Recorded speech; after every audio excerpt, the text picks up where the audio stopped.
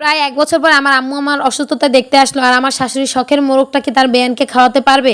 তো আসসালামু আলাইকুম। সকালবেলা ঘুম থেকে উঠে আমার শাশুড়ি কোটাকুটি শুরু করে দিছে সবকিছু। আর এখানে আগে ভাতটা বসিয়ে দিচ্ছে। ভাত না খেলে আমার চলেই না। আমি পোলাও একদম পছন্দ করি না। তো এখানে ঢেঁড়স ভাজি করছে। ঢেঁড়সটা একটু অন্যরকমভাবে ভাজি করবে। আলু দিয়ে এটা কিভাবে যেন করবে আমাকে বলেছিল কিভাবে করা এটা আমিও জানি না। তো যাই হোক এটাও পুরো ভিডিওতেই থাকবে। আর এখানে আমাদের মোরগটা আমরা সকাল থেকে আটকে রাখছি আমার শাশুড়ি যে তার বেয়ান আসবে বড় মোরগটা তাকে খাওয়াবে। এই মোরগগুলো আমরা নিজেরাই লালন পালন করছি আর কি এই প্রথমবার। তো এখানে ইলিশ ভাজা করবে এর জন্য ইলিশটা ভালোভাবে মশলা দিয়ে মেখে রাখছিল আর আমার বোনকে ভিতরে ঢুকাচ্ছিল যে মোরগটা একদম খোপটা বড় হওয়ায় কোনোভাবেই ধরতে পারতেছিল না। এখানে আমার ছেলেও ঢুকানোর চেষ্টা করছি কেউই পারতেছে না। তো এখানে এরকম করতে করতে মোরগটা অবশেষে ধরতে পারলো, ধরে আমার হাতে দিছে। দুঃখের ব্যাপার হচ্ছে আমার হাত থেকে বড় মোরগটা ছুটে গেছে। এটা দেখে আমার শাশুড়ি অনেক বেশি মন খারাপ করছে। তার পরবর্তীতে একটা ছোট মোরগ ওইটাই ধরতে পারছে আর কি। ওইটাও খাবার দিয়ে আমার শাশুড়ি ধরছে, কিন্তু যেটা আসলে নিয়ত করছে যে এটা খাওয়াবে ওই মোরগটা আমরা ধরতে পারি নাই। তো যাই হোক এখানে ইলিশ ভাজা করবে, পোলাওর সাথে ইলিশটা ভাজা করা হয়ে গেছে। আর তারপর এখানে ঢ্যাঁড়স ভাজি প্রথমে এই সাইজ করে কেটে নিতে হবে আলুগুলোকে ভেজে নিচ্ছিল।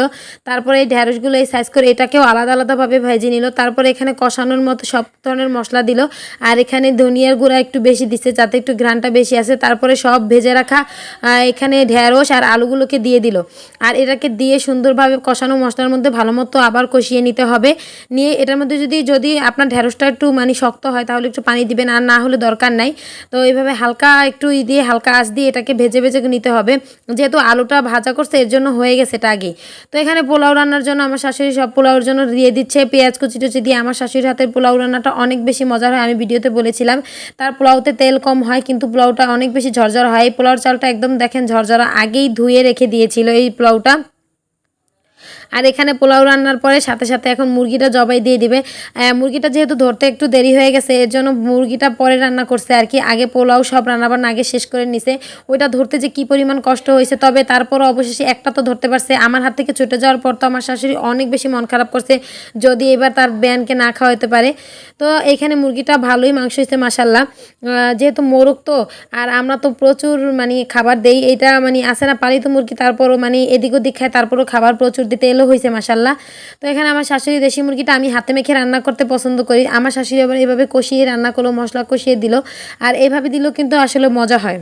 অনেকদিন পরে আমার অসুস্থতা আমার আম্মু দেখতে আসলো, কারণ আমার কোমরে হঠাৎ করে অনেক বেশি ব্যথা ছিল, তার জন্য আসলো। আমার আম্মু সহজে খুব একটা আসা হয় না, আমাদের অনেক মানে ঝামেলার পরিবার, যেহেতু গৃহস্থ বাড়ি অনেক কাজ থাকে। আর এর জন্য আমার আসা হয় না। এই যে অসুস্থতা এসেছিল আরেকবার যে এসেছিল ৬-৭ মাস আগে, তাও আমার অসুস্থতায় আমার আম্মুর আসা হয়েছিল। কিন্তু আমার আব্বু প্রায়ই আসে, মাঝে মাঝে রাতে এসে নাতিদের দেখে যায়, আমাদের দেখে যায়। আমরা যাই আমাদের বাড়িতে, আমি আমার শাশুড়ি প্রায় যাই। ওখানে প্রায় শুক্রবারই যাই আমরা, গিয়ে দাওয়াত করে ওইখানে যাওয়া হয়।